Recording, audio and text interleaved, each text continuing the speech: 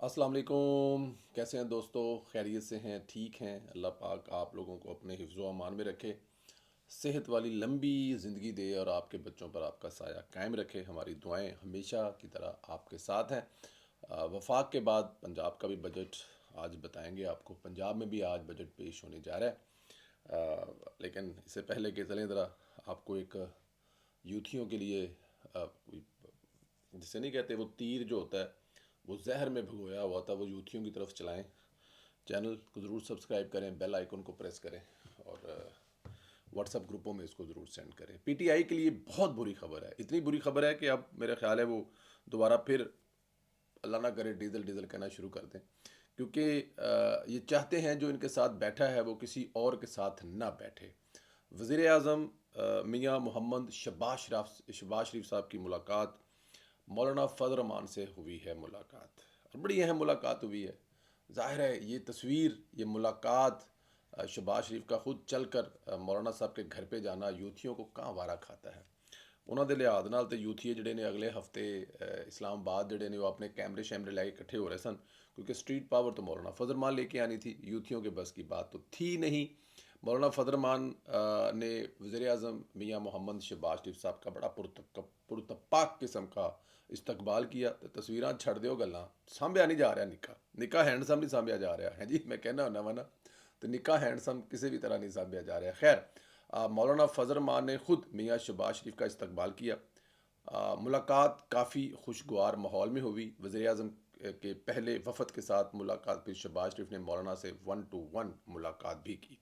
और इतलात ये हैं कि वज़ीर आज़म ने मौलाना को किसी सियासी कमेटी के क़याम की तजवीज़ दी है जो मौलाना के तहफ़्ज़ात का अजाला करेगी। यही होता है। देखें, सियासत में आप जैसे ही इलेक्शन हुए और आपको वो पसंद ना आए तो आप अगर ये रोला डाल दें और सड़कों पे आ जाएं कि दोबारा नए इलेक्शन होने चाहिए, तो फिर कभी कोई हुकूमत पूरी मुद्दत कर सकेगी नहीं, क्योंकि पाकिस्तान की सियासी पार्टियों का वतीरा ही नहीं है, रवाज ही नहीं है कि वो किसी की शिकस्त को, अपनी शिकस्त को और किसी की जीत को मान लें। इसमें भी कोई शक नहीं है, इससे बिल्कुल बरिल जुम्मा नहीं है। इलेक्शन भी पाकिस्तान के कहीं ना कोई मसाए होते हैं, 2018 का हो, 2024 का हो, कहीं ना कहीं मामलात ऐसे होते हैं, तहफ़्ज़ात होते हैं। लेकिन ये तब तक ठीक नहीं होंगे जब तक तमाम सियासी जमातें एक जगह पर, एक प्लेटफॉर्म पर नहीं बैठेंगी। खैर, कमेटी के बारे में बात हुई है। बहरहाल आज भी इस बात पर कायम हूँ कि नवाज शरीफ और शहबाज शरीफ अगर थोड़ी सी संजीदा कोशिश करें तो मौलाना फजल रहमान को मनाना कोई मुश्किल काम नहीं है। मौलाना साहब के लिए एक यहूदी एजेंट बकौल मौलाना फजल रहमान पुराने वाले, उनके बकौल एक यहूदी एजेंट के साथ साथ इकट्ठे कैसे चला जा सकता है? फिर आप अपने फॉलोअर्स को भी इतनी मुश्किल में नहीं डाल सकते, और क्यों डालेंगे आप अपने फॉलोअर्स को इतनी मुश्किल में? बहरहाल, मौलाना ने हमेशा नवाज शरीफ के साथ मिलकर सियासत की है। पीटीआई जैसी इंतहा पसंद जमात मौलाना को ना सूट करती है, ना ही वो कभी इस तरफ जाएंगे। इमरान खान की कोशिशें तो बहुत कर रहा है कि मौलाना का कंधा इस्तेमाल करे। वो मौलाना से मुलाकात भी करना चाहता है। शायद इमरान खान की किसी जगह पे ये ख्वाहिश भी होगी कि कुछ करके मौलाना साहब को कभी जेल तक ले आओ, तो फिर जो हुकूमत है ना वो बस खुद ही भाग जाएगी कि मौलाना फजल रहमान मिलने के लिए इमरान खान से जेल में पहुंच गए हैं। लेकिन ये अडयाला में बैठा जो कैदी है, अब पता नहीं 420 है, 805 है, 804 है, जो भी नंबर है उसका क्या फ़र्क पड़ता है। कैदी तो कैदी है तो जेल में, तो नंबर कोई भी हो तो क्या फ़र्क पड़ता है। 420 वैसे ठीक है। इमरान खान ने अपने लोगों को यहाँ तक कह दिया कि मौलाना जो कहते हैं वो मान लो, हर कीमत पर मौलाना को इत्तेहाद करके तहरीक चलाना है। अगर मौलाना ये कहें कि मैं तुम्हारा नया अब्बा, तो उसको नया अब्बा भी मान लो, लेकिन हर सूरत में मौलाना साहब से तहरीक चलवाओ और मौलाना साहब को बाहर निकलवाओ। लेकिन इन हालात में मौलाना की वज़ीर से मुलाकात पीटीआई के इत्तेहाद पर असरअंदाज होगी या नहीं, ये वक्त ही बताएगा। लेकिन मुझे लगता है कि मौलाना साहब अपने पुराने इत्तेहादियों को कभी नहीं छोड़ेंगे। ज़ाहिर है नेचुरल इंतहाबी जो जो जिनके साथ उनका इत्तेहाद रहा है, जिनमें नवाज शरीफ साहब भी हैं, इवन आसफ अली जरदारी साहब के बारे में उनके तफजात हैं, लेकिन वो उनके दोस्त भी बड़े अच्छे हैं। इधर तहरीक इंसाफ को एक झटका और लगने लगा है। यूँ महसूस हो रहा है कि पब्लिक अकाउंट कमेटी भी पीटीआई के हाथ से निकल रही है, बल्कि जिसे वो नहीं कहते रेत हाथ में पकड़ी हो तो आप जितना भी उसको मतलब ज़ोर से पकड़ेंगे वो नीचे गिरती जाएगी, तो वो मुट्ठी से काफ़ी हद तक फिसल रही है। स्पीकर की तरफ से 22 अरकान पर मुश्तमिल पब्लिक अकाउंट कमेटी तश्कील दे दी गई है। سینٹ کے 6 ارکان بھی کمیٹی میں شامل کیے گئے ہیں۔ قومی اسمبلی سیکریٹریٹ نے پبلک اکاؤنٹ کمیٹی کی تشکیل کا باقاعدہ نوٹیفکیشن بھی جاری کر دیا ہے۔ کمیٹی میں مسلم لیگ نون کے 7، سنی اتحاد کونسل کے 6 اور پیپلز پارٹی کے 5 اراکین شامل ہیں۔ J U I M Q M کا ایک رکن اور ایک آزاد بھی کمیٹی کا حصہ ہے۔ مسلم لیگ نون کے ارکان میں وزیر دفاع خواجہ آصف، سردار یوسف، طارق فضل چودھری، چودھری جنید انوار چودھری، شزرا منصب، رضا حیات حراج اور رانا قاسم نون شامل ہیں۔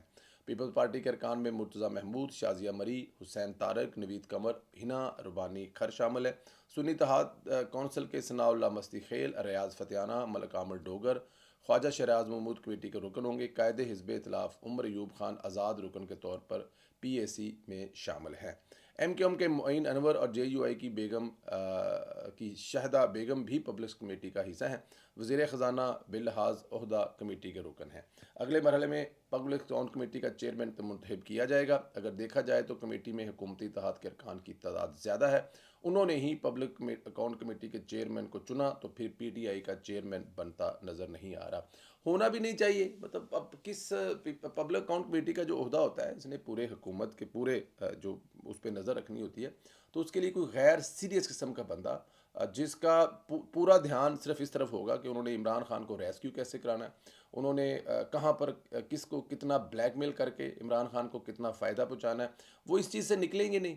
ان کا رویہ جارحانہ ہوگا، کیونکہ وہ چاہے پبلک اکاؤنٹ کمیٹی ہو، چاہے وہ جلسہ ہو، چاہے تھڑا ہو، چاہے گلی ہو، چاہے محلہ ہو، چاہے اسمبلی ہو، چاہے سینٹ ہو، ان کا رویہ ایک جیسا رہے گا۔ انہوں نے ہر حال میں عمران خان کی جو وہ پالیسی ہے کہ ہم نے لڑ جھگڑ کر اپنے فالورز کو بتانا یہ ہے کہ ہم بڑی جدوجہد کر رہے ہیں اور ہم عمران خان کے اس نظریے پہ چل رہے ہیں کہ اسمبلی کس طرح نہیں چلنے دینی، حکومت کس طرح نہیں چلنے دینی، تو ایسے میں یہ اتنا اہم جو عہدہ ہے وہ کسی ایسے بندے کو دے دینا یا ایسے لوگوں کو دے دینا میرے خیال میں تھوڑی زیادتی ہو جائے گی۔ تو اس لیے بہتر ہے کہ یہ جو کسی سیریس پرسن کو دیا جائے جو اس کے ساتھ واقعی ہی انصاف کر سکے، تو اس کے لیے پاکستان تحریک انصاف میں تو مجھے دور دور تک کوئی نظر نہیں آتا۔ دوستو، ثاقب نثار کے دور میں ہوا کرتا تھا جب نواز شریف کو سزائیں دینا مقصود تھا، تب ثاقب نثار گروپ ججوں کو ہدایت دیتا تھا فلاں مدت میں کیس کا فیصلہ نواز شریف کے خلاف دے دو، نواز شریف کو سزا دے دو۔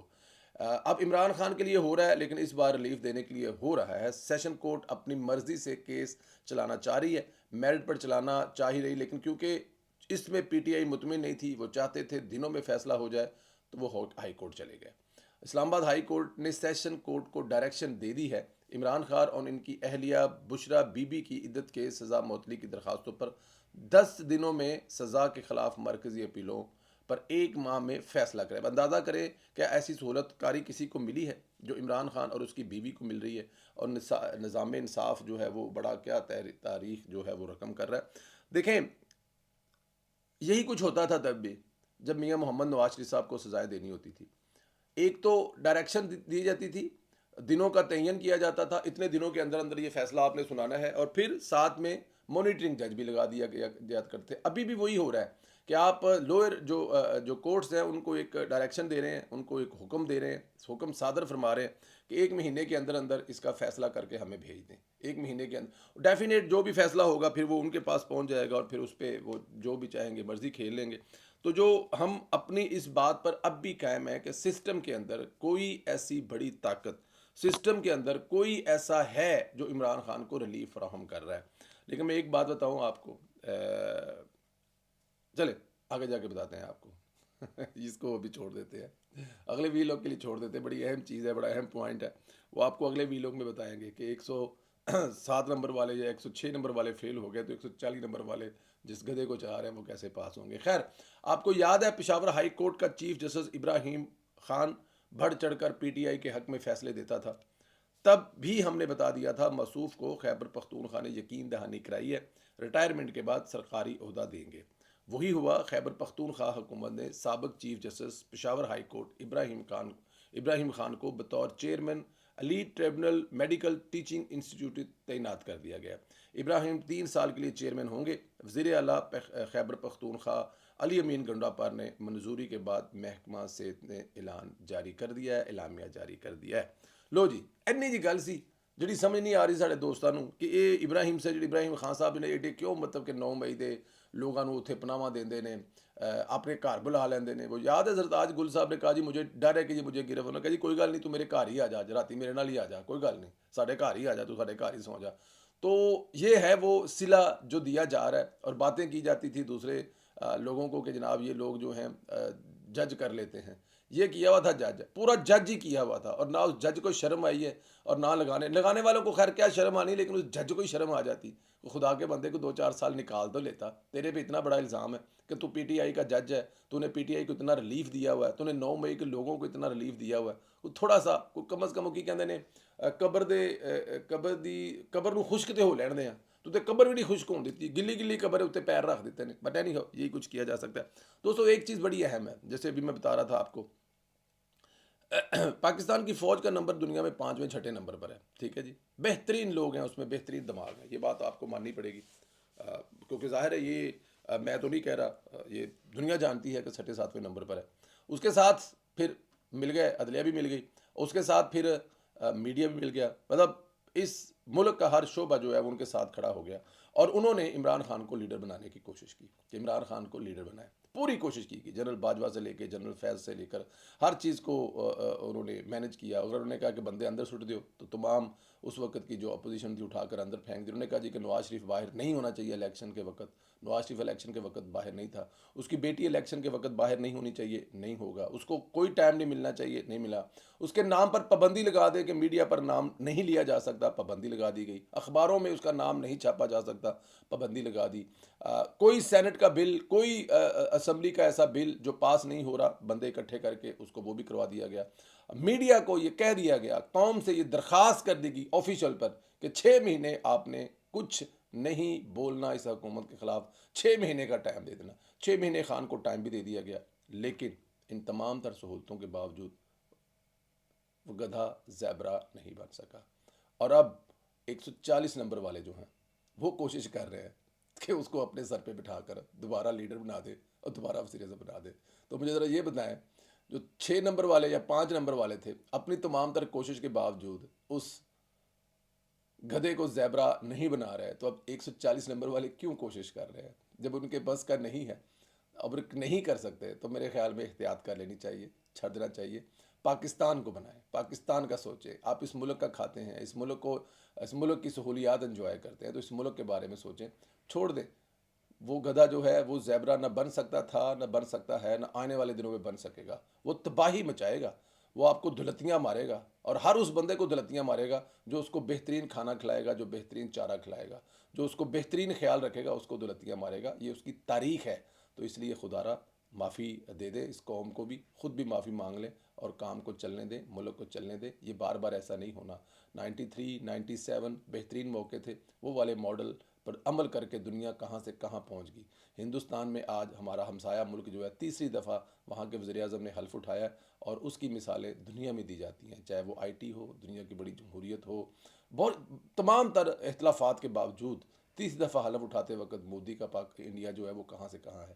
اور اگر یہاں آپ والے نے 2008 میں جس نے 2013 میں حلف اٹھایا تھا, آج اس نے اٹھایا تھا, تو کام کہاں سے کہاں پہنچ جاتا. لیکن آپ نے سوچ لیا تھا کہ گدھے کو زیبرا بنانا ہے, نہیں بنا سکے, اور اتنے طاقتور لوگ نہیں بنا سکے, تو تسی کڑے باغ دی مولی ہو. خیر, اپنا بہت زیادہ خیال رکھیں. اللہ تعالیٰ کی ذات آپ لوگوں کو اپنے حفظ و امان میں رکھے. مولانا فضل مان اور شہباز شریف کی ملاقات, اس پہ آپ کیا کمنٹ کرتے ہیں؟ اپنے کمنٹ میں ضرور شامل کریں, بتائیں اس میں کہ آپ کا کیا خیال ہے کہ مولانا صاحب اور شہباز شریف صاحب جو ہیں وہ جیسے اپوزیشن کے دور میں اکٹھے چلے, ابھی بھی اکٹھے چلیں گے, حکومت کے خلاف باہر نکلیں گے یا نہیں نکلیں گے, کیا ہو سکتا ہے آنے والے دنوں میں؟ اس پر ضرور اپنی رائے کا اظہار کریں. چینل کو سبسکرائب کریں, بیل آئیکن کو پریس کریں, اور زیادہ سے زیادہ واٹس ایپ گروپوں میں شیئر کریں. بہت شکریہ. خدا حافظ.